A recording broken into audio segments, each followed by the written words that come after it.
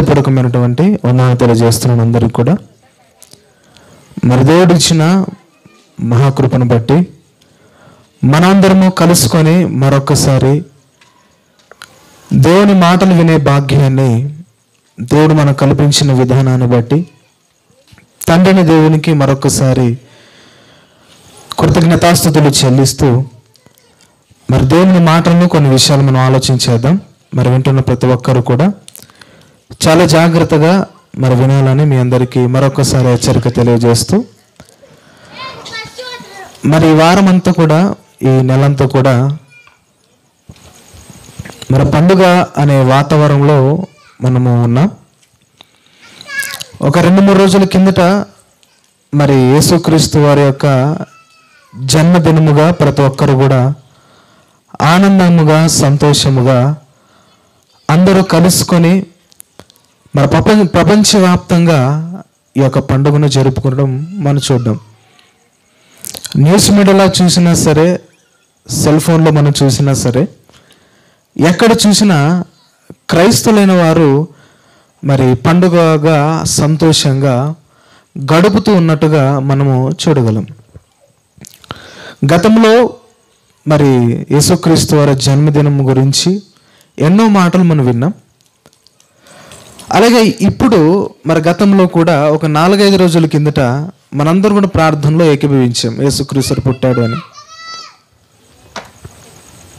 మరి తర్వాత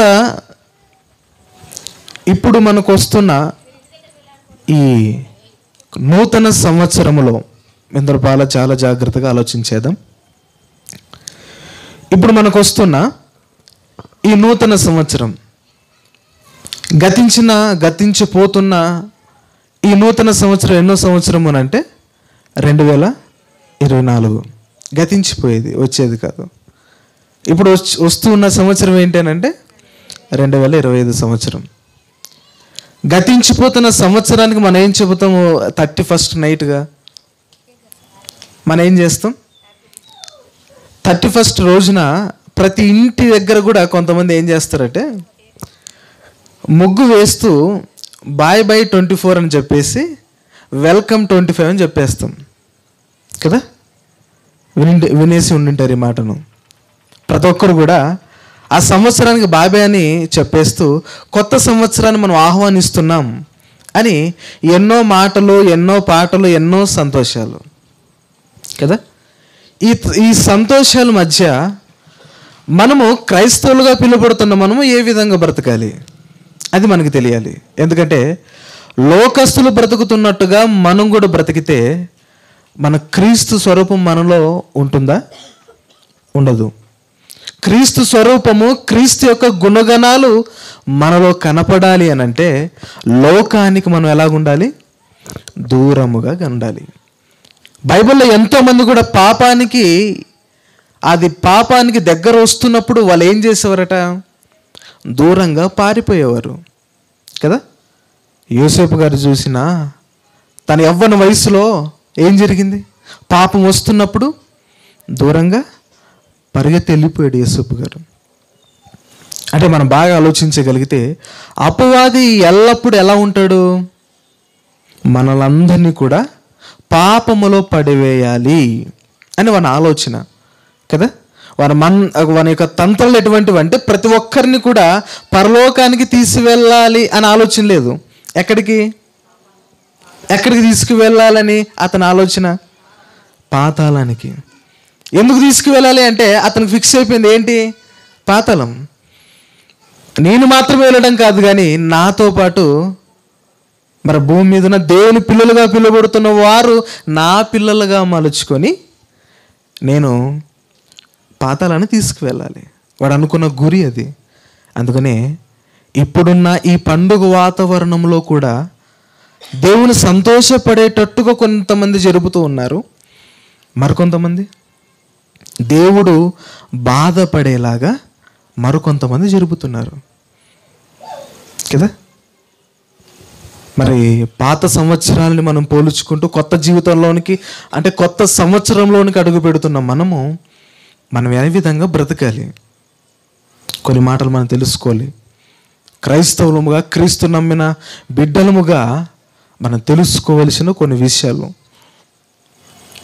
ఎందుకంటే మన జీవితంలో గతంలో ఎన్నో కూడా మనకి తీరని కొన్ని పనులు, తీరని ఆలోచనలు కదా.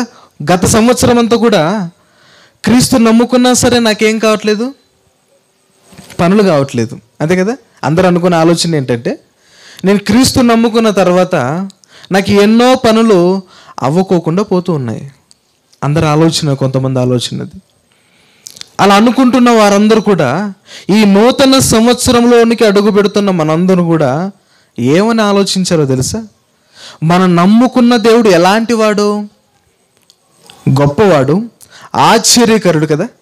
ఆయనకి పేర్లు కూడా ఎలాంటివట? ఆశ్చర్యకరుడు, ఆలోచనకర్త, బలవంతుడైన దేవుడు, నిత్యుడగు తండ్రి. ఆయన మాటల్లో ఆయన పేర్లు మనం చూస్తున్నప్పుడు ఆయన ఎంత గొప్పవాడో మనకి నీట్గా అర్థమైపోతుంది కదా. అంటే మనం నమ్ముకున్న దేవుడు ఎలాంటి వాడు అని అంటే, మరి అసాధ్యాన్ని సుసాధ్యం చేసేగల గొప్ప దేవుడు. మనం అనుకున్న పనులు కావు అని చేతులు ఎత్తుతుంటారు కదా కొంతమంది. అలాంటివి తండ్రిని దేవుడు ఏం చేస్తాడు? సఫలం చేస్తూ వస్తుంటాడు.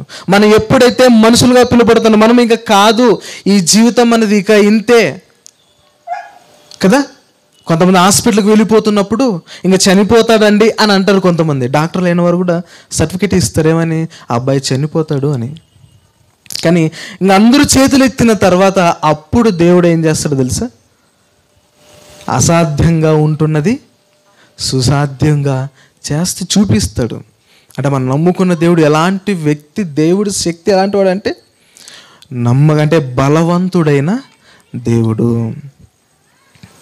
మన బైబిల్ బాగా ఆలోచించగలిగితే దేవుడు చేసిన ఈ మన జీవితంలో చేస్తున్న కార్యాలు కానివ్వండి, అలాగే ఇశ్రాయేలు జీవితంలో వారికి చేసిన గొప్ప గొప్ప కార్యాలను బట్టి మనం కొన్ని విషయాలు ఆలోచించాలి. వారి జీవితంలో జరిగిన కార్యాలు ఏంటి, ఆ కార్యాలను బట్టి దేవుడు ఎందుకు ఇలా మాట్లాడుతున్నాడో ఒకసారి బైబిల్ తెరిచి కొన్ని విషయాలు మనం ఆలోచించేద్దాం. బైబిల్లో మరి న్యాయాధిపతుల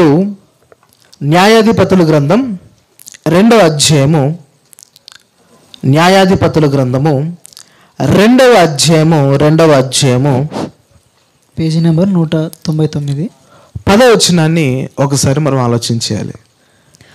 ఆ తరము వారందరూ తమ పితరుల యొద్దకు చేర్చబడిరి. ఎవరు? ఇక్కడ బాగా ఆలోచించాలి. మనం దేవుని మాటలోనికి వెళుతున్నాం, చాలా జాగ్రత్తగా మనం ఆలోచించాలి.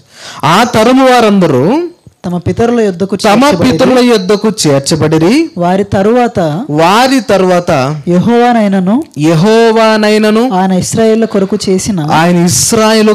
చేసిన కార్యములనైనను ఎరుగని తరం ఒకటి పుడుతుంది అంటున్నాడు. ఎవరి గురించి మాట అంటున్నాడు? బాగా ఆలోచించాలి. ఏమని చెప్పబడుతుంది ఇక్కడ అంటే, దేవుడు చేసిన ఆ గొప్ప కార్యాలను గురించి వాళ్ళు మరిచే జనాంగం వస్తారట. ఎవరు వాళ్ళు? ఎవరి గురించి మాట్లాడబడుతుంది మాట అనంటే వారి ఇశ్రాయేలు ప్రజలు కదా. వారి జీవితాల్లో చేసిన గొప్ప గొప్ప కార్యాలు ఏంటి? ఇంకా మనం బాగా ఆలోచించగలిగితే, ఐగుప్తులో ఉన్న వారిని ఎక్కడికి తీసుకుని వచ్చాడు యేసు తండ్రైన దేవుడు? ఇశ్రాయేలు ప్రజలందరినీ కూడా కానాను దేశానికి తీసుకొని వచ్చాడు కదా. అక్కడ ఐగుప్తు దేశంలో ఉన్నప్పుడు ఎన్ని తెగుళ్ళు వచ్చాయి? ఐగుప్తు దేశంలో ఉన్న వారికి ఎన్ని తెగుళ్ళు వచ్చాయి? 10 తెగుళ్ళు వచ్చాయండి. ఎన్ని తెగుళ్ళు? 10 తెగుళ్ళు వచ్చాయి. మరి ఐగుప్తులో ఉన్న వారందరికీ వచ్చాయి, కానీ ఇశ్రాయేలు ప్రజలకి ఎవరికైనా వచ్చాయా? బాగా ఆలోచించేస్తే ఐగుప్తులో ఉన్న వారందరికీ వచ్చింది, కానీ ఆ తెగుళ్ళు 10 తెగుళ్ళు, కానీ ఇశ్రాయేలు ప్రజలైన వారికి ఎవరికి రాలేదు. ఎందుకు తెగులు రావాల్సి వచ్చింది అక్కడ? ఎందుకు దేవుడు వారి మీద తెగులు రప్పించడం జరిగింది అని అంటే, ఆ ఇశ్రాయేలు ప్రజలను దేవుడు విడిపించడానికి ఆ తెగులు రప్పించడం జరిగింది. బాగా ఆలోచించాలి. ఆ తెగులు ఎందుకు దేవుడు రప్పించడం జరిగింది అని అంటే, ఇశ్రాయేల్ ప్రజలు ఆ యొక్క ఐగుప్తు దేశం నుంచి కానాను దేశానికి నడిపించడానికి ఆ తెగులు రప్పించాడు కదా. మరి ఆ 10 తెగులలో ఎక్కడైనా ఇశ్రాయేలు ప్రజలకు వచ్చిందనంటే ఎక్కడో రాలేదు. ఇంకా బాగా ఆలోచించగలిగితే ఆ ఐగుప్తు దేశం నుంచి కానాను దేశానికి నడిపించేటప్పుడు ఒక గొప్ప కార్యం జరిగింది. ఇంకా బాగా ఆలోచన చేస్తే ఆయన వస్త్రాలు ఏమైపోయినాయట? అరిగాయా? ఏమన్నా దుమ్ము తూలి తర్వాత పట్టేసి ఏమన్నా చెడిపోయాయా? ఎవరి వస్త్రాలు? ఇశ్రాయేలు వస్త్రాలు. వాళ్ళు ధరించుకున్నవి. వాళ్ళ చెప్పులు వేసుకున్నారు, అవి అరిగిపోయా? లేదు. దేవుడు వారిని ఏ విధంగా వారి పట్ల చేస్తున్న కార్యాలని మనం ఆలోచించాలి బాగా కదా. కానాను దేశానికి నడిపిస్తున్నప్పుడు ఎంత సెక్యూరిటీగా దేవుడు వారిని నడిపిస్తున్నాడు కదా. వారు నడిపిస్తున్నా సరే వారి ఆలోచన ఎలా ఉంది కదా. యెహోషువ మీద సనుకున్నారు, ఆఖరికి మోషే గారి మీద కూడా సనుకున్నారు ఇశ్రాయేలు ప్రజలు కదా. మనం బాగా ఆలోచించాలి. అక్కడ ఐగుప్తు దేశం నుంచి వాళ్ళు వస్తూ ఉన్నప్పుడు పగలైతే ఎలాంటి స్తంభాన్ని నిలబెట్టాడు దేవుడు? మేఘస్తంభం నిలబెట్టాడు. రాత్రి అయితే అగ్నిస్తంభం. దేవుడు వారు చేస్తున్న కార్యం బాగా ఆలోచించాలి. ఇక్కడ ఇంకా గొప్ప కార్యం ఏంటి అని అంటే, ఆయన ఇశ్రాయేలు ఆ యొక్క ఐగుప్తు దేశాన్ని దాటి వస్తున్నప్పుడు ఒక సముద్రాన్ని విడగొడతాడండి. అది ఏ సముద్రం? ఎర్ర సముద్రం. అదేమన్నా చిన్నగా ఉంటుందా? చాలా పెద్దదండి. మనం చదువుకొని వెళ్ళిపోతున్నాము కానీ ఆ సముద్రం ఎంత గొప్పదో ఎంత పెద్దదో, అసలుకి దేవుడు వారి మధ్య ఎందుకు అలాంటి కార్యం చేశాడు? అంత గొప్ప కార్యం చేశాడు ఎవరి వల్ల? ఇశ్రాయేలు వాళ్ళు నడిపించడానికి. అంటే వారి మధ్య ఎలాంటి కార్యాలు చేస్తున్నాడు అంటే, ఇశ్రాయేల్ని ఆ యొక్క కానాను దేశాన్ని నడిపించడానికి ఆ యొక్క సముద్రాన్ని కూడా 2గా పాయలు చేసడం జరిగింది. అంటే వారి మధ్య చేస్తున్న కార్యాలు ఎలాంటివి? దేవుడు చాలా గొప్ప కార్యాలు కదా, ఆశ్చర్య కార్యాలు కదా అవి. అంటే అసాధ్యం కానివి అని సుసాధ్యం చేస్తున్నాడు అనమాట మొత్తానికి. మనుషుల వల్ల అవుతుందో చెప్పండి? అక్కడ 10 తెగులు రప్పించే అవకాశం ఎవరి వల్ల కాదు.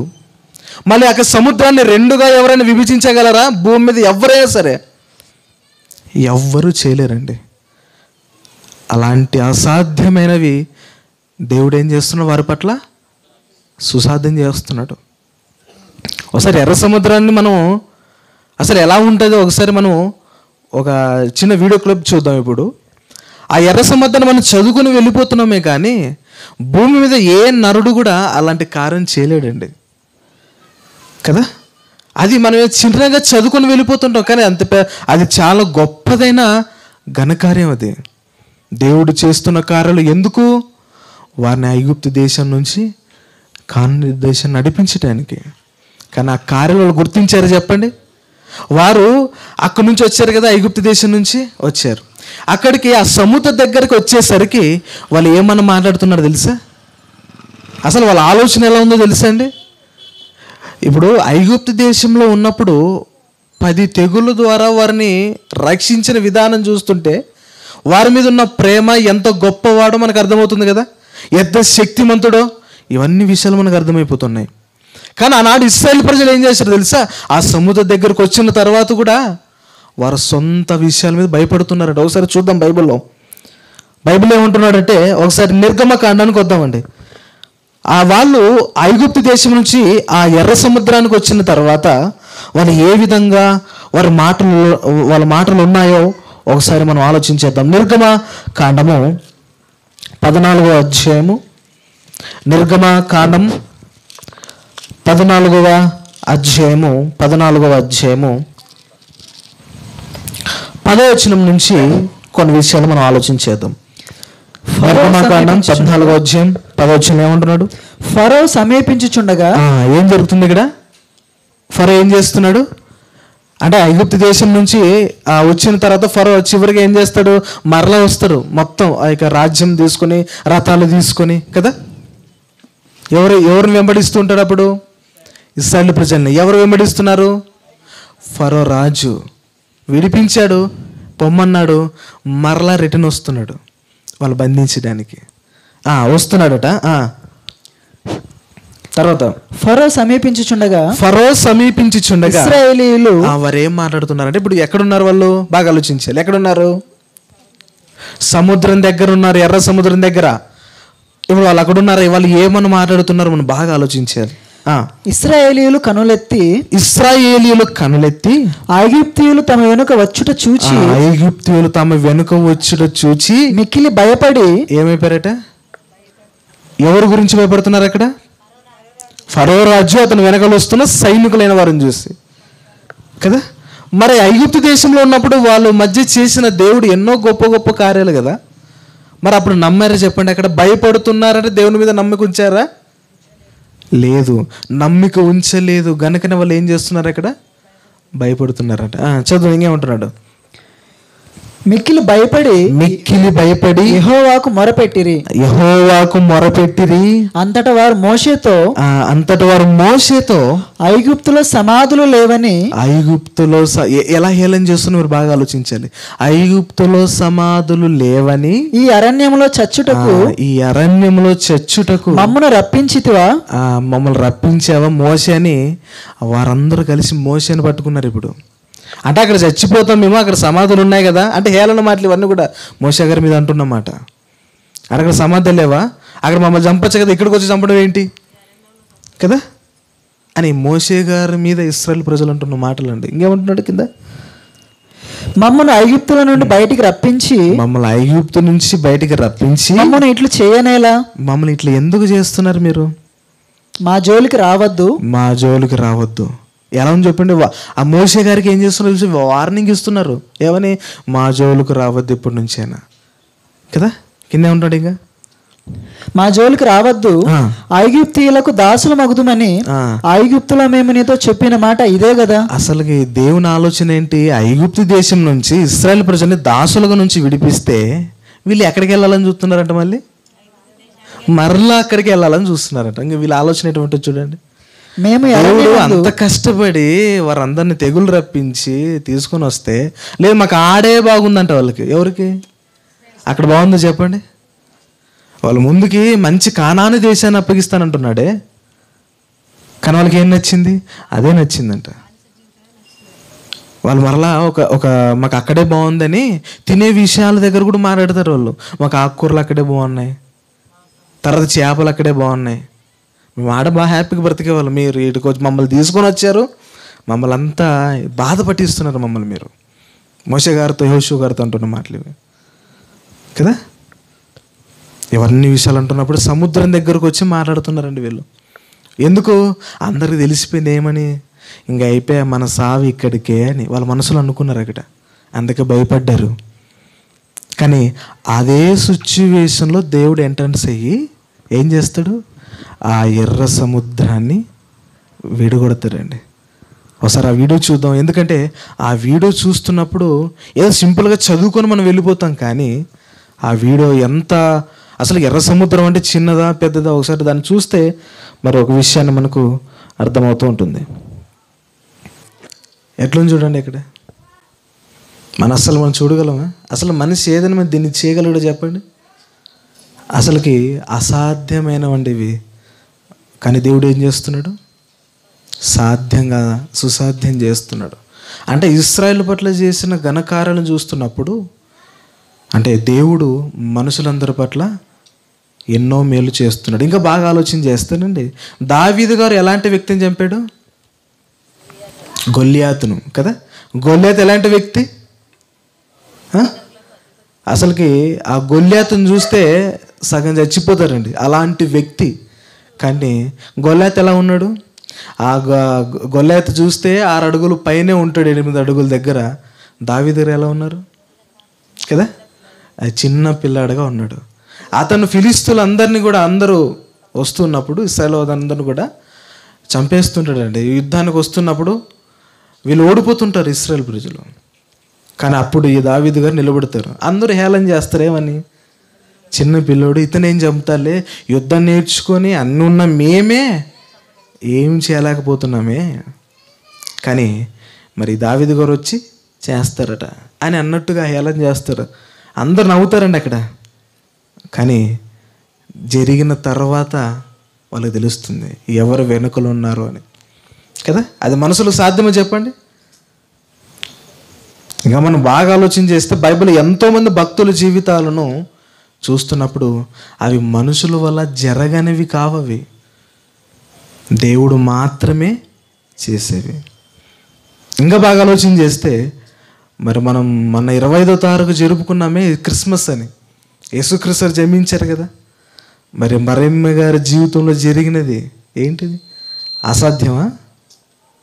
ఎవరైనా అసలుకి అది జరిగించగలరా? డాక్టర్లు కూడా అలా జరగదు అంటారండి, కానీ దేవుడు జరిగించాడు. యోహాను గారి యొక్క తల్లిదండ్రులు కూడా ఎలాంటి వారు? వాళ్ళు కూడా వృద్ధాప్యంలో ఉన్నారండి. వాళ్ళు కూడా వృద్ధాప్యంలో ఉన్నప్పుడు ఒక దేవదూత, గాబ్రియల్ అనే దేవదూత వచ్చి వారికి మొత్తం కూడా చెప్పేస్తుంది, మీరు ఎలాగ బ్రతకండి. శారమ్మ గారి దగ్గరికి ఏ విధంగా అయితే వేలు చెబుతుందో అప్పుడు శారమ్మ గారు ఏం చేస్తారు? మీకు పిల్లలు పుడతారు అన్నప్పుడు, నీకు కుమారుడు పుడతాడు అన్నప్పుడు శారమ్మ గారు ఏం చేస్తారు? నవ్వుతారు కదా. కానీ యోహాన్ గారు తల్లిగారి పేరు ఏం పేరు? ఎలిజబెత్. ఓకేనా? తల్లిగారి పేరు ఏం పేరు? ఎలిజబెత్. ఆ శారా గారు నవ్వారు, ఈ యొక్క ఎలిజబెత్ గారు నమ్మారు. అవునా? అక్కడ దేవుడి మీద ఇంకా బాగా ఆలోచన చేస్తారండి. ఎలిజబెత్ యొక్క భర్త పేరు ఏం పేరు తెలుసా? జకరియా. ఆయన దేవుని మాటను నమ్మడండి. ఫస్ట్ నమ్మకపోయేసరికి ఏం జరుగుతుంది తెలుసా? ఆయన నోటి మాట, ఆయన పుట్టిన కుమారుడు అంటే ఆయన పుట్టేంత వరకు, పేరు పెట్టేంత వరకు ఆయన నోటి మాట ఉండదండి. కానీ ఎప్పుడైతే ఆ పేరు పలుకుతాడో, ఎప్పుడైతే ఆ పేరు పెడతాడో అప్పటి నుంచి తన నోరు మాట్లాడడం ప్రారంభిస్తాడు. అంటే బైబిల్లో మీరు బాగా అబ్జర్వేషన్ చేస్తే దేవుడు చేసినవన్నీ చాలా గొప్ప కార్యాలు, అసాధ్యమైనవి కూడా సాధ్యం చేసేగల శక్తి మనం నమ్ముకున్న దేవునిది కదా. మనం ఇంకా బాగా ఆలోచన చేస్తే అలాంటివి జరగాలంటే మనం ఏం చేయాలో? మొట్టమొదటిగా దేవుణ్ణి నమ్మాలి. ఇవన్నీ ఎందుకు చెప్పాను అని అంటే, మనము దేవుణ్ణి ఎంతవరకు నమ్ముతున్నాము? మనము నమ్ముకున్న దేవుడు ఎలాంటి వాడు? చాలా గొప్పవాడు, చాలా శక్తివంతమైన దేవుడు. మరి అలాంటి దేవుని మనం నమ్ముకున్న తర్వాత మనం పూర్తిగా దేవుని మీద డిపెండెంట్ అయ్యామా? పూర్తిగా దేవుని మీద విశ్వాసం ఉంచుతున్నామా? అది మనం ఆలోచించాలి. ఎందుకంటే పాత జీవితంలో, ఈ పాత సంవత్సరంలో మనం ఏం చేసాం చెప్పండి? గత జీవితంలో అంతా కూడా దేవుని మీద పూర్తిగా నమ్మామా? విశ్వాసం ఉంచామా? ఒకసారి ఎవరికి వారు ప్రశ్న వేసుకోవాలి కదా. మరి ఎప్పటికైనా మనం నమ్మాలంటే ఆధారం ఏంటి? అందుకని బైబిల్లో ఒక మాట ఉంది, చూచి నమ్మిన వానికన్నా చూడక నమ్మినవాడు ధన్యుడు. అంటే దేవుని ఎలా నమ్మాలి? చూడక నమ్మాలి. వారే ధన్యులుగా పిలువబడుతున్నారు బైబిల్లో. మరి మనము ఈ కొత్త సంవత్సరంలో అడుగు పెడుతున్నాం. మనము ఏమని ఆలోచించాలో తెలుసా? నేను ఎంతవరకు దేవుని విశ్వసించాను, నేను ఎంతవరకు దేవుని నమ్మాను అని మనం ఆలోచించాలండి. ఈరోజు యేసుక్రీస్తు భూమి మీదకి వచ్చిన తర్వాత అందరినీ ఆయన నమ్మించాడు. ఏ విధంగా తెలుసా? కార్యాల ద్వారా. వారు నమ్మలేదు, తన సొంత యూదులైన వారు తన సొంత అన్నదమ్ములే నమ్మలేదండి యేసుక్రీస్తు వారిని కదా. మరి వాళ్ళు నమ్మలేనందుకు ఎన్నో సూచక్రియలు చేస్తున్నాడు యేసుక్రీస్తు వారు. ఎవ్వరు నమ్మలేదు ఆఖరికి. కానీ నమ్మలేనందుకు ఆయన ఏం చేశారు? చివరికి సిలువ వేశారు. అంటే ఈ విషయాన్ని మనం బాగా ఆలోచన చేస్తున్నప్పుడు ఈ కొత్త సంవత్సరంలోనికి మనం అడుగు పెడుతున్నాం. మన జీవితం ఎలా ఉంది? మీరు బాగా ఆలోచన చేయండి. కొత్త సంవత్సరం రాగానే మనం ఆర్భాటం ఎలా ఉంటుంది కదా. కొత్త సంవత్సరం రాగానే మన సంతోషం మారిపోద్ది. ఎప్పుడు ఆనందపడిన వ్యక్తి ఆ రోజు చాలా సంతోషంగా ఉంటాడు కదా. ఈ విషయాలను మనం బాగా ఆలోచన చేస్తున్నప్పుడు మనం చేస్తున్నది ఎంతవరకు కరెక్ట్? ఏమైనా పాత సంవత్సరం ఉదాహరణకు మనం ఆలోచన చేస్తే, ఈ ఇంట్లో మనం ఉంటున్నాం కదా, ఇంట్లో ఉన్న మనము పాత జీవితంలో, పాత సంవత్సరంలో ఉన్నప్పుడు కొత్త సంవత్సరం వచ్చిన తర్వాత ఏమైనా ఒక సెంటు పెరిగిందా చెప్పండి? లేకపోతే ఒక అర్ధడుగు పెరిగిందా? లేదు. మనకి ఇంకేం పెరుగుతాయి తెలుసా? బీపీ, షుగర్లు పెరుగుతాయి కదా. బీపీ పెరుగుద్ది, షుగర్ పెరుగుతూనే ఉంటాయి, కానీ దాంట్లో మార్పు ఉంటుందేమో, కానీ మనం నివసిస్తున్న, మనం బ్రతుకుతున్న జీవితంలో ఏది మార్పు ఉండదండి. కానీ మనం సంతోషం చూడండి, ఏదో సాధించామన్నట్టుగా ఈ 31వ రాత్రి ఉంటుందండి. మొత్తం కూడా ఎలా అవుతారో చెప్పండి. ఇక యవనస్తులైతే ఎలా అవుతారు? ఇక బండిని ఎలా తోలుతారు అప్పుడు? ఆ రోజు మిగతా రోజులు ఎలా తోలుతారో తెలుసా? బండి నార్మల్గా తోలేస్తారు. కానీ 31వ రాత్రి బండి ఎలా తోలుతారు ఇక యవనస్తులైతే? కదా. దానికి హ్యాండిల్ ఎలా ఇచ్చింటాడు చెప్పండి బండికి? జనరల్గా మనం ఇలాగా దాన్ని మాన్యువల్గా మనం అలా యూజ్ చేయాలి, కానీ దాన్ని ఏం చేస్తారు? హ్యాండిల్ తీసేస్తారు, వేరే హ్యాండిల్ పెట్టేస్తారు. ఇంకొకటి ఏంటంటే దానికున్న బండికున్న సైలెన్సర్ బీకేసి హ్యాపీ న్యూ ఇయర్ అనుకుంటా వారు పడుకోరు, పడుకున్న వాళ్ళని లేపేస్తారు. అంత ఇదిగా చేస్తారండి కదా. మనం బాగా ఆలోచన చేస్తే మనం ఎందుకు అసలుకి వచ్చాం భూమి మీదకి? అసలు యేసుక్రీస్తు చేయమన్న కార్యాలను ఇవేనా? మనం చేస్తున్నది ఏంటి? మన సొంత కార్యాలు. అందుకని యేసుక్రీస్తు అంటే మీరు అందరూ కూడా సొంత కార్యాలు చూసుకుంటున్నారు, కానీ యేసుక్రీస్తు కార్యాలని చూడట్లేదండి. ఇప్పుడు అంతా కూడా 31st నోటు నైట్ మనం చూస్తానండి, బయటికి ఎక్కడికి వెళ్ళినా సరే ఎలా ఉంటుంది చెప్పండి? సంతోషం, ఆనందం. తినేవాళ్ళు తింటుంటారు కదా, తాగే వాళ్ళు తాగుతుంటారు, ఇంకా భయంకరంగా ఉంటుందండి. అలాంటి సిచ్యువేషన్లో, అలాంటి ప్రమాదం ఉంటున్న ఈ ప్రదేశంలో క్రైస్తవులుగా మనం ఎలా బ్రతకాలి? ఎందుకంటే లోకానికి మనం ఎలా ఉన్నామో తెలుసా? వెలుగుగా ఉన్నామండి. లోకానికి మనము వెలుగుగా ఉన్నాము, తర్వాత ఉప్పుగా మన దేవుడు ఉంచాడు. అంటే మనము వాళ్ళని మనం ఏం చేయాలి తెలుసా? మార్చారుగా మనం ఉండాలి. కానీ మనమేమవుతున్నాం తెలుసా? మనమే మారిపోతున్నాం.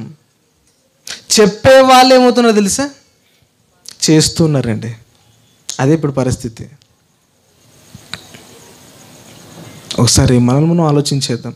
ఈ కొత్త సంవత్సరంలో అడుగు పెడుతున్న మనము అన్నీ మారుతున్నాయి, కానీ మన అలవాట్లు, మన దేవుని మీద ఉన్న భక్తి మారట్లేదు. మన పాత జీవితాన్ని ఇంకా వదులుకోవట్లేకపోతున్నాం. దాన్ని పట్టుకొని పీడుస్తున్నాం తెలుసా. కొత్త సంవత్సరం రాగానే మనలో ఏం కనపడాలి? కొత్త లక్షణాలు కనపడాలి. కానీ మనం ఎలాంటి లక్షణాలు కనపడుతున్నాయి తెలుసా?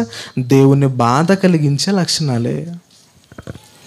బాప్తిసం తీసుకున్న ప్రారంభం మనం ఎలా బ్రతుకుతుంటాం కదా. నాకన్నా భక్తుడు ఎవరు ఉండడు అన్నట్టుగా మనం బ్రతుకుంటుంది. అదే కొన్ని సంవత్సరాలు గడిచే కొద్దీ కదా మొత్తం కూడా పాత జీవితం ఎలాగైతే ఉంటుందో అలాగే ఉంటున్నారు అనమాట. అలాగే ఇప్పుడు ఇస్రాయేలు ప్రజలు ఎలాగ ఉన్నారు? మాకు పాత జీవితం, ఆ రోత జీవితం మాకు కావాలి కదా, ఆ కష్టమే మాకు కావాలి. ఈ యొక్క గొప్ప పట్టణాన్ని ఇస్తున్నాడే, కానాను దేశం ఎటువంటిది అంటున్నాడు? పాలు తేనెలు ప్రవహించే ప్రదేశం అండి అది. అన్నీ అక్కడ అన్ని వసతులు ఉంటాయి. ఇక్కడ అంత గొప్ప దేశాన్ని ఆయన ఇస్తుంటే మాకు అదే బాగుంది అంటున్నారండి. ఇప్పుడు కూడా మన జీవితం కూడా అలాగే ఉంది. ఏంటి? మనకున్న పాత జీవితాన్ని విడిచిపెట్టామని అనుకుంటూ మోసపోతూ మరలా మన పాత వాటినే పట్టుకుంటున్నాం.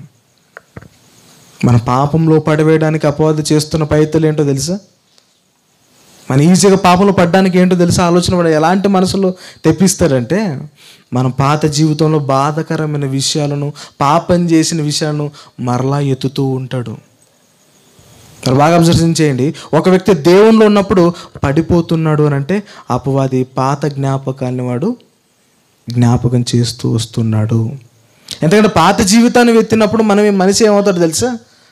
కృంగిపోతాడు. బాధలోనికి వెళ్ళిపోయి దేవునిలో బ్రతకవలసిన వ్యక్తి ఏమవుతాడు? అతను భక్తిహీనతలోనికి అతను వెళ్ళిపోవడం జరుగుతుంది. కనుక ఒక్కసారి ఈరోజు మనం అందరం కూడా ఆలోచించేద్దాం.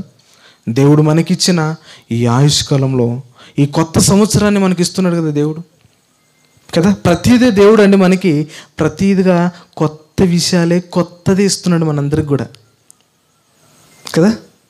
కొత్త దినాన్ని ఇస్తున్నాడు, కొత్త ఊపిరి మనకి ఇస్తున్నాడు. మనం ఇప్పుడు పీల్చుకుంటున్నాం కదా గాలి, అదే మనకి ఏమన్నా ఇస్తున్నాడా?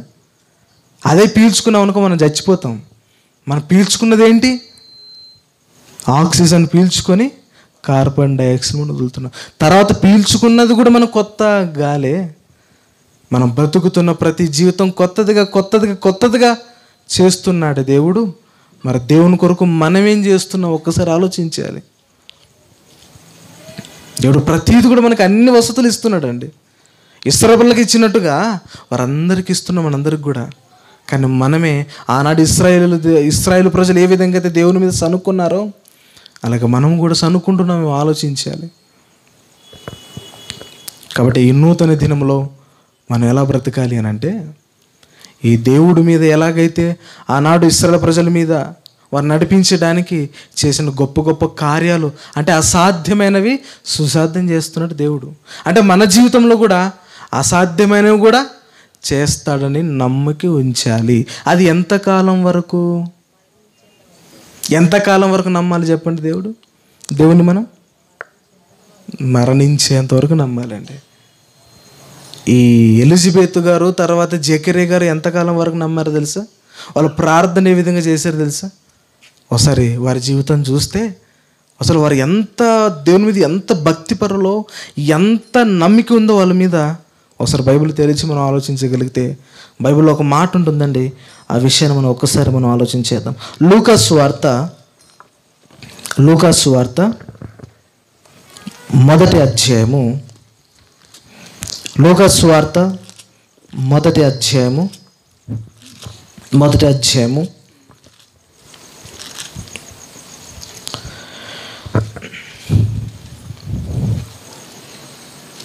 8వ వచనం నుంచి మనం అందరం కూడా ఆలోచించేద్దాం. ముందుగా 5వ వచనం నుంచి మనం ఆలోచించేద్దాం. యూదయ దేశపు రాజైన యూదా దేశపు రాజైన హేరోదు దినములలో అబియా తరగతిలోనున్న జకర్యా అని ఒక యాజకుడు ఉండెను. అతని భార్య అహరోను కుమార్తెలలో ఒకటి. ఆమె పేరు ఎలిసబెతు. వీరిద్దరు ప్రభువు యొక్క సకలమైన వీరిద్దరు ఎలా ఉన్నారంటే, ఎవరెవరు? జకర్యా గారు, తర్వాత యోహాను యొక్క అమ్మగారు ఎలిజబెత్ గారు. వీళ్ళిద్దరు ఎలా ఉన్నారు? ప్రభు యొక్క సకలమైన ఆజ్ఞల చొప్పునను న్యాయ విధుల చొప్పునను నిరపరాధులుగా నడుచుకొనుచు దేవుని దృష్టికి నీతిమంతులై ఉండిరి. ఎలా ఉన్నారట వాళ్ళిద్దరు? దేవుని దృష్టికి ఎలా ఉన్నారట? వారిరువురు దేవుని దృష్టికి నీతిమంతులుగా కనబడుతున్నారంట. చూద్దాం ఇంకా ఏమంటున్నాడు. ఎలిజబెత్ గొడ్రాలైనందున వారికి పిల్లలు లేకపోయిరి మరియు వారిద్దరు బహుకాలము గడిచిన వృద్ధులంటే ఏంటి? ముసలి వాళ్ళిక. అంటే ఆ వయసులో పిల్లలకు అనే అవకాశం ఉంటుంది చెప్పండి? అస్సలు ఉండదండి. ఆ వయసులో, వృద్ధాప్య వయసులో పిల్లలకనే అవకాశం ఉంటుందని అంటే డాక్టర్ దగ్గరికి వెళ్ళినా సరే వాళ్ళు చెప్పేస్తారు అని, మీకు శరీరం అది సహకరించదు అని కదా. కానీ వీళ్ళు బట్టి కిందకు వచ్చేసరికి గాబ్రియల్ దేవదూత వస్తుందండి. కింద ఆలోచించేద్దాం. ఇంకా జకర్యా తన తరగతి క్రమము చొప్పున దేవుని ఎదుట యాజక ధర్మము జరిగించుచుండగా యాజక మర్యాద చొప్పున ప్రభు ఆలయంలోనికి వెళ్ళి ధూపం వేయుటకు అతనికి వంతు వచ్చెను. ధూప సమయమందు ప్రజల సమూహం అంతయు వెలుపల ప్రార్థన చేయుచుండగా ప్రభు దూత ధూప వేదిక కుడివైపున నిలిచి అతనికి కనబడగా జకర్యా అతని చూచి తొందరపడి భయపడిన వాడాయను. అప్పుడు ఆ దూత ఇప్పుడు ఏం చేస్తున్నాడు? యాజక ధర్మాన్ని జకర్యా గారు నెరవేరుస్తూ ధూపాన్ని వేస్తున్నప్పుడు ఇలా నిలబడ్డాడంట. నిలబడిన వ్యక్తికి ఎవరు కనపడుతున్నారంటే ఇక్కడ గాబ్రియల్ దేవదూత. కింద మనం చదివితే అది విషయాన్ని కనపడుతుంది. అప్పుడు ఆ దూత అతనితో జకర్యా భయపడకుము, నీ ప్రార్థన వినబడినది. ఇప్పుడు బాగా ఆలోచించేద్దామండి. ఇక్కడ ఏ వయసులో జకర్యా గారు ప్రార్థన చేస్తున్నాడు? వృద్ధాప్యం. ఈ విషయాన్ని బాగా ఆలోచించాలి. ఏ వయసులో జకర్యా గారు ప్రార్థన చేస్తున్నారంటే వృద్ధాప్యములో. వయసు అంతా కూడా అయిపోయింది, చివరి వయసులో. ఎందుకు ప్రార్థన చేస్తున్నాడు? బాగా ఆలోచన చేస్తే ఆయనకి ఒక నమ్మకం ఉంది. ఏంటో తెలుసా? నాకు దేవుడు కంపల్సరిగా గర్భఫలాన్ని ఇస్తాడని వాళ్ళకి నమ్మకం ఉందండి ప్రతి విషయాల్లో కూడా. ఆ నమ్మకాన్ని వాళ్ళు వదులుకోలేదు అస్సలకి. ఏ వయసులో? వృద్ధాప్య వయసులో కూడా ప్రార్థన చేయడం ఆయన వదలలేదట. ఇంకా కింద చదివితే ఇంకేమంటున్నాడు? నీ ప్రార్థన వినబడినది, నీ ప్రార్థన వినబడినది, నీ భార్య అయిన ఎలిజబెతు నీ భార్య అని ఎలిజబెత్ నీకు కుమారుని కనును, నీకు కుమారుని కన్ను, అతనికి యోహాను అని పేరు పెట్టుదు. అతనికి యోహాన్ అని పేరు పెట్టుదును. అంటే ఆ వయసులో కూడా ఏం నమ్ముతున్నాడు జకరియా గారు? ప్రార్థన చేస్తున్నాడు. ఎందుకు? నాకు సంతానం గురించి, అలాగే దేవుణ్ణి ఆరాధించడానికి. అప్పుడు ప్రత్యక్షమై నువ్వు ప్రార్థన నాకు వినపడింది అని ఏం చేస్తున్నాడు? విషయం అంతా అక్కడ చెప్పేస్తున్నాడు. ఏమని? మీ యొక్క భార్యకి ఒక కొడుకు పుడతాడు, కుమారుడు పుడతాడు అని. అది నమ్మదండి ఎవరు? జకరియా గారు నమ్మరు. నమ్మకపోతే ఏం జరుగుతుందో చూద్దాం ఒకసారి. కింద చదువుతాం ఇంకా. అతడు ప్రభు దృష్టికి గొప్పవాడై, అతడు ప్రభు దృష్టికి ఎలా ఉన్నాడట? గొప్పవాడై ద్రాక్షరసమైనను ద్రాక్షరసమైనను త్రాగక తన తల్లి గర్భమున పుట్టినది మొదలుకొని పరిశుద్ధాత్మతో నిండుకున్న వాడై ఇశ్రాయేలీయులలో అనేకులకు ప్రభు అయిన వారి దేవుని వైపునకు త్రిప్పును. కింద ఇంకా.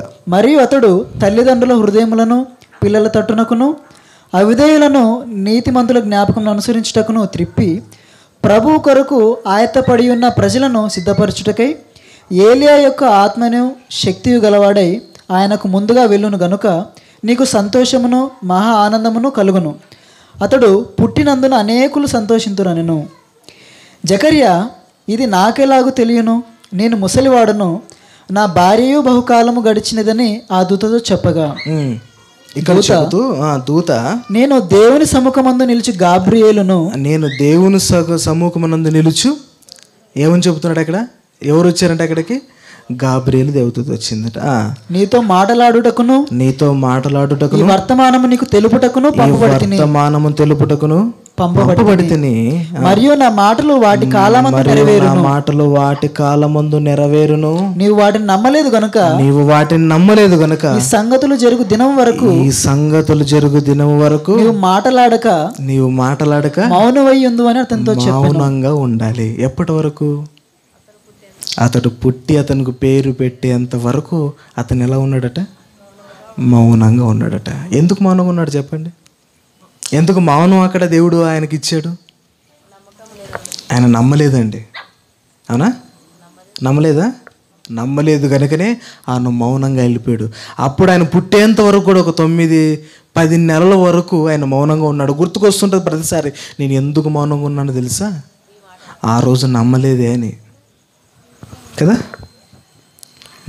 మనం కూడా క్రీస్తు నమ్మినా సరే నమ్ముకోకుండా బ్రతుకుతూ ఉన్నాం అనుకోండి, అదే ఫాలో ఇక్కడ జరిగింది అనుకోండి, మన పరిస్థితి ఎలా ఉంటుంది? మన నోరు కూడా ఏ విధంగా అయితే మౌనంగా అయితే రేపు నుంచి మన నోరు మాట రాదు. అక్కడ జరిగిన చిన్న సిచ్యువేషనే కదండి. అక్కడ చిన్న విషయంలోనే నమ్మలేదు. ఏమని? ఆ వయసులో ఎవరైనా నమ్ముతారో చెప్పండి?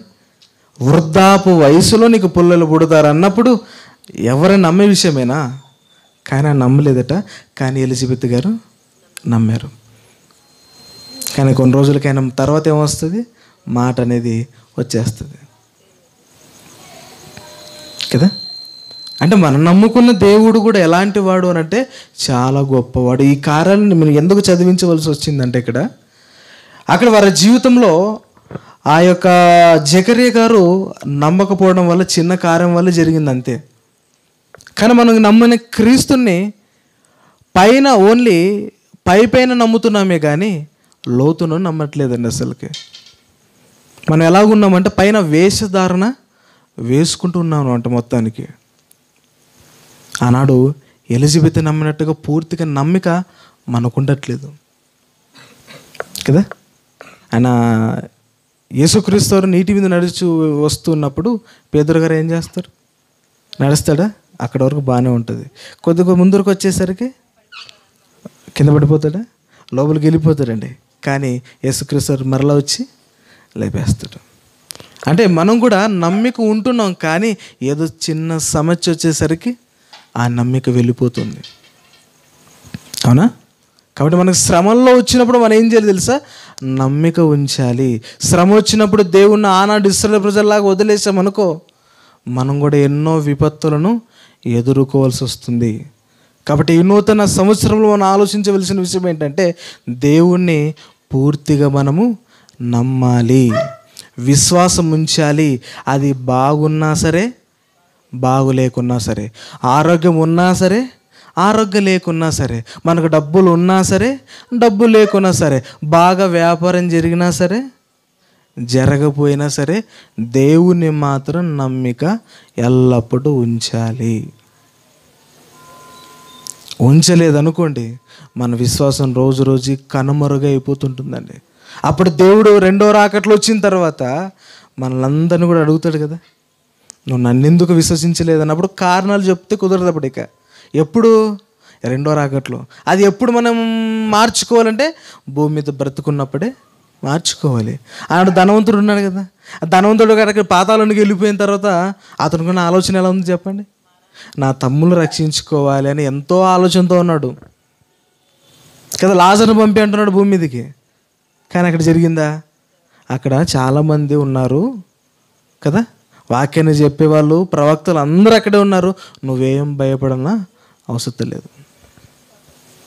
కాబట్టి వీళ్ళు వెళ్ళిన తర్వాత ఏమైనా మారుతారంటే మారు, అసలు వాక్యం అనేది వినరండి. అందుకని బ్రతుకున్న వారి దగ్గరికి వెళ్ళి వాక్యం చెప్పాలి. చచ్చిపోయిన వాళ్ళు వచ్చి చెప్తే వాక్యం వింటారా? అస్సలు వింటారు. అందుకని అక్కడ మనం బ్రతుకున్నప్పుడు మనం ఏం చేయాలి? విశ్వాసం ఉంచాలి, పూర్తిగా నమ్మాలి.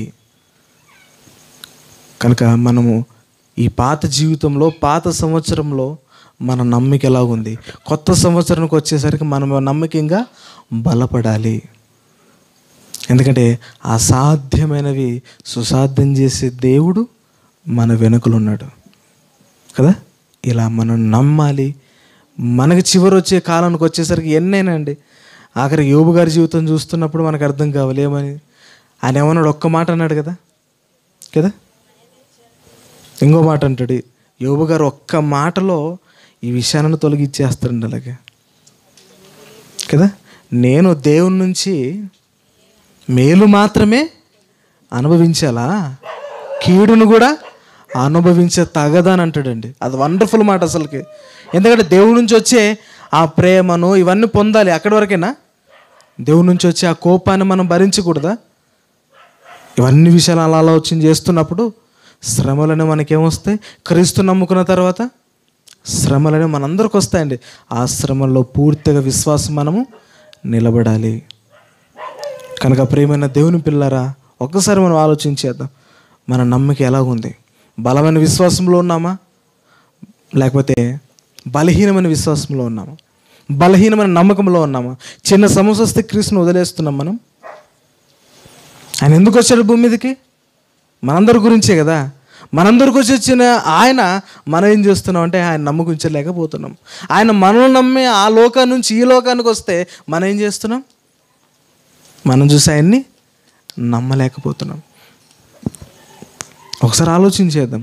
ఇన్ని గొప్ప గొప్ప కార్యాలు మన ఎదురు చేస్తున్నాడు దేవుడు, మనం ఎంతవరకు నమ్ముతున్నాం? ఇప్పటికే తర్వాత నమ్ముతాలేండి అని అంటామా? అలాగైతే మన కాలం ఎంత ఉందరకు చెప్పండి.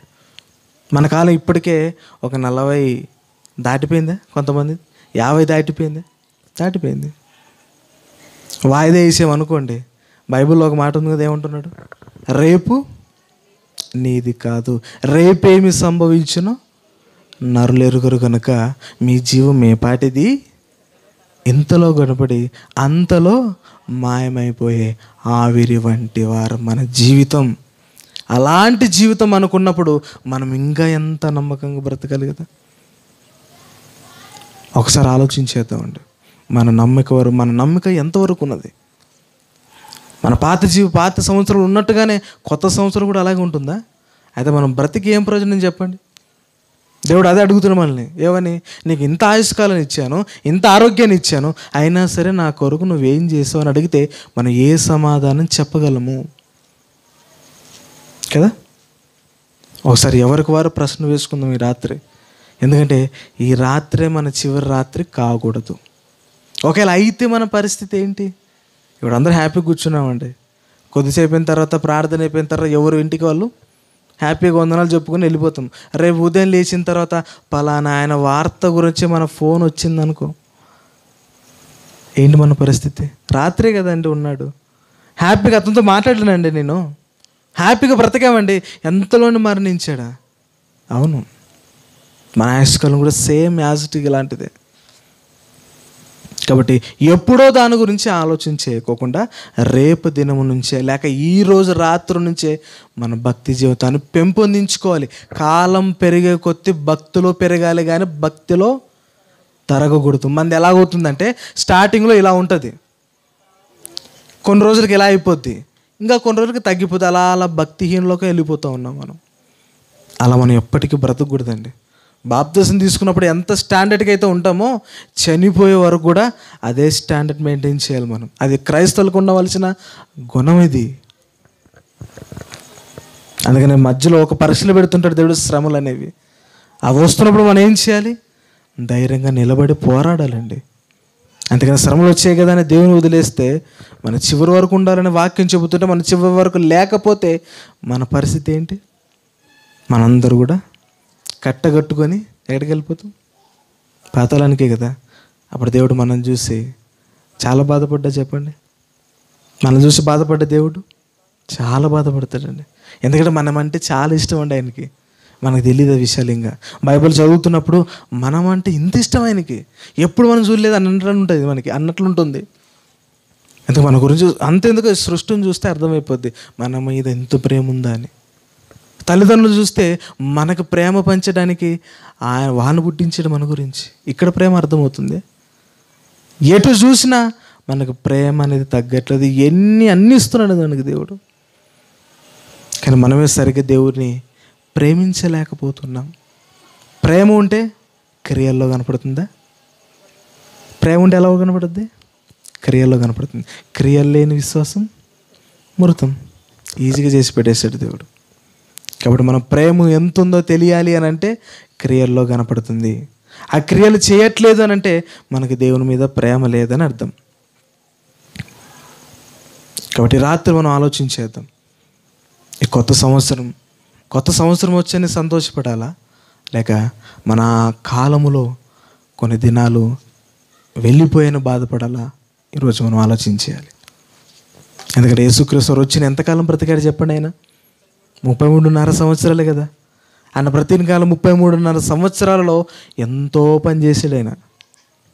కానీ మనకి 40 వచ్చినా సరే దేవుని పనిలో ఉండగలుగుతున్నామా? అసలుకి దేవుని పనిలో ఒక సహకారంగా ఉండగలుగుతున్నామా?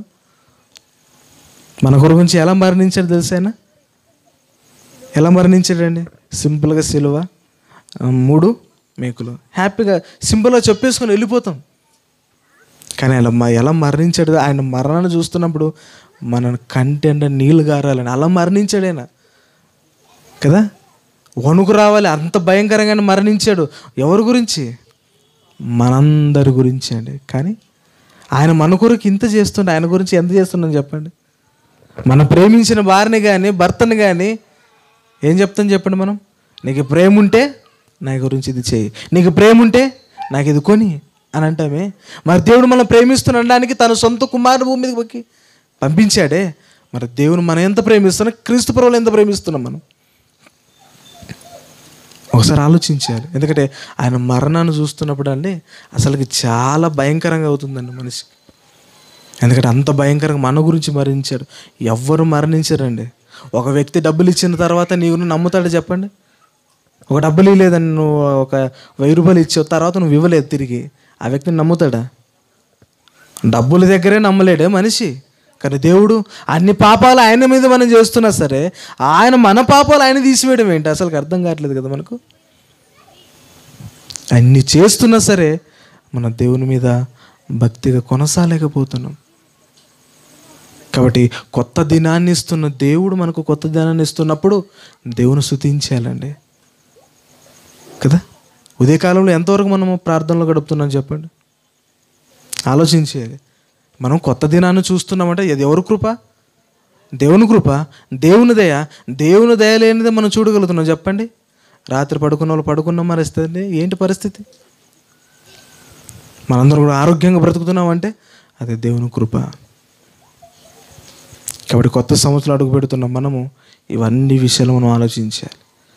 మన కొరకు క్రీస్తు ఎలా మరణించాడు, ఆయన పని ఏంటి, మనకున్న పని ఏంటి, ఇవన్నీ విషయాలు కొత్త జీవితం అంటే కొత్త సంవత్సరం అయినా మారాలి అంటున్నా.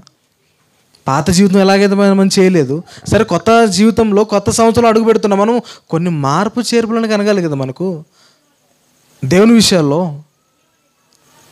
మన పాతదాన్ని ఇంకా పట్టుకుంటున్నామా? ఇంకా బాగా ఆలోచన చేస్తే వాక్యం తెలియని వారికి కాదండి, ఇప్పుడు వాక్యం తెలియని వాళ్ళే మారాల్సినవి ఉన్నాయి చాలా. కనుక ఒక్కసారి మనం ఆలోచించేద్దాం. కనుక పండగలన్నీ ఈ యొక్క వారంలో అయిపోతే మళ్ళీ యథావిధిగా స్కూల్ పోయేవాళ్ళు స్కూల్కి పోతారు.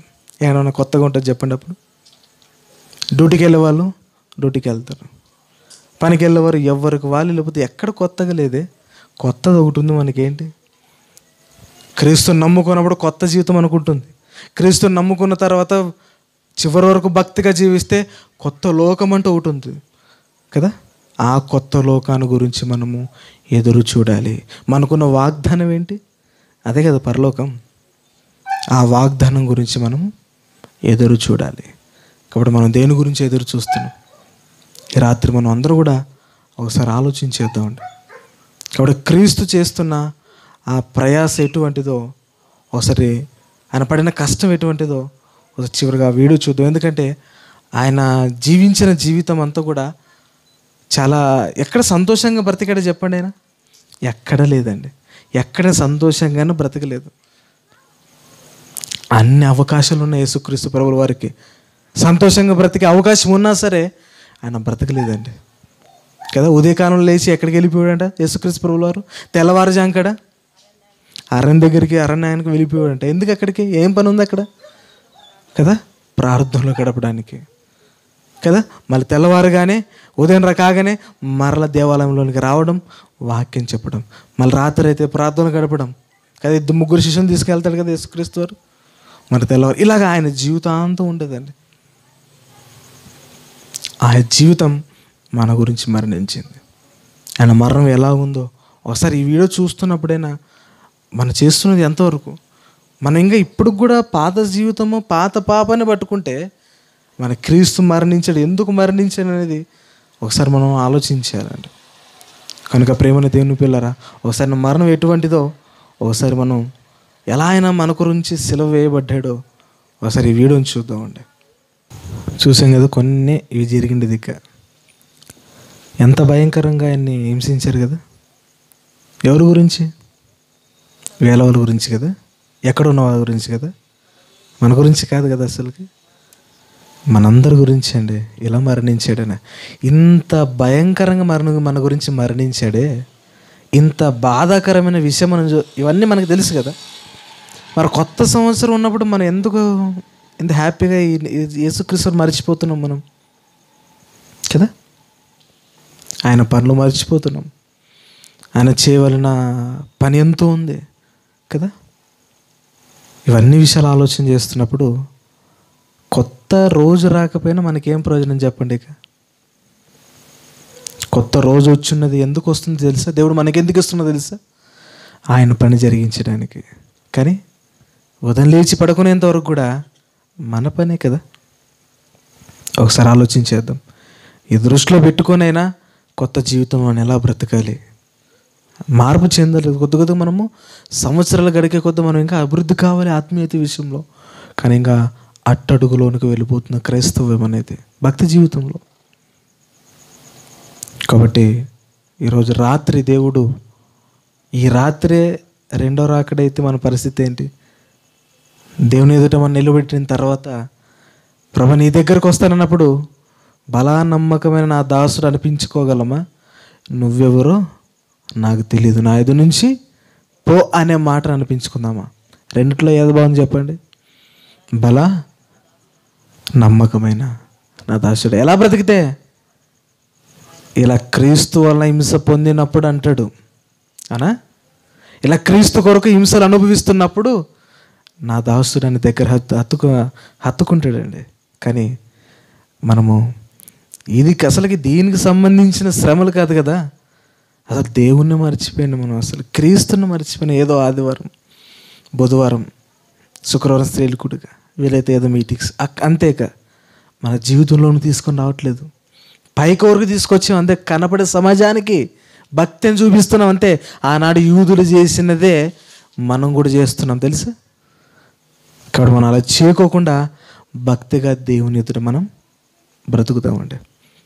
కాబట్టి అలా బ్రతకాలని దేవుడు మన గురించే కదండి మరణించాడు. కాబట్టి ఆలోచించేద్దాం. ఆలోచన చేసి మనం బ్రతుకు కొత్త సంవత్సరం ఎలాగుండబోతుంది, పాత జీవితం లాగా ఉండవుతుందా, అయితే మనకి దేవుడు ఇచ్చిన ఆయుష్కాలం వృధా. దేవుడు ఎప్పుడు ఏం చేస్తాడో మనకి తెలీదు. కాబట్టి కొత్త జీవితంలో కొత్త సంవత్సరం అడుగు పెడుతున్న మనము మన ఆలోచనలు, మన క్రియలు, మన తలంపులు ఎలా ఉన్నాయి, ఎవరికి వారు ఈ రాత్రి పడుకునేటప్పుడు ఆలోచన చేసి పడుకుందామండి. ప్రతిరోజు ఆలోచన చేసి మనం పడుకోవాలి. అలా పడుకున్నప్పుడు మన జీవితం ఎలాగుందో మనకు అర్థమైపోతూ ఉంటుంది. కనుక మరి కొత్త సంవత్సరంలో అయినా మన భక్తి పెరగాలి. కొత్త సంవత్సరంలో అయినా మన విశ్వాసం దేవుని ఎదుట పెరగాలి. కాబట్టి మనం పెరుగుతూ ఉందనుకోండి, మనం ఇంకా ఆత్మీయతలో ఎదుగుతున్నాం, క్రీస్తు దగ్గరికి అయిపోతామండి మనం అంతే.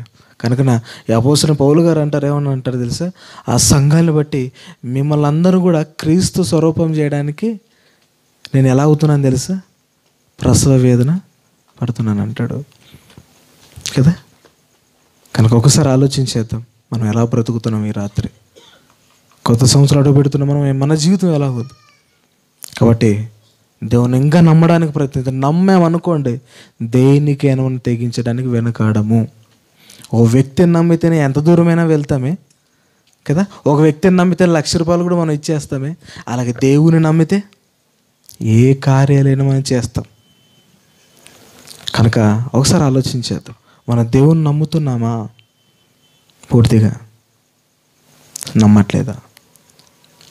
నమ్మితే ఎక్కడికి వెళ్తాం, దేవుని దగ్గరికి. నమ్మకపోతే నరకానికి. 2 మార్గాలండి. ఆ 2 మార్గాలు ఏది ఎన్నుకుంటామో ఈ రాత్రి మనం ఆలోచించేద్దాం. కాబట్టి ప్రియమైన దేవుని పిల్లారా, మరి రాత్రి మనకు దేవుడు హెచ్చరిక తెలియజేస్తూ ఈ నూతన రేపు వస్తున్న ఆ సంవత్సరంలో మనం బ్రతకాలో ఒకసారి మ్యాప్ వేసుకుందాం అంతే, మనం ఎలా జీవించాలో. కాబట్టి ఈ మాటలను నన్ను హెచ్చరించుకుంటూ మిమ్మల్ని హెచ్చరిస్తూ ఈ మాటలు ముగిస్తున్నాను. కాబట్టి దేవుడు చెప్పిన ఆజ్ఞల మేరకు మనం ఇలా బ్రతకాలని మీ అందరికీ మరొకసారి హెచ్చరిక తెలియజేస్తూ మరి ఈ మాటలు ముగిస్తున్నాను.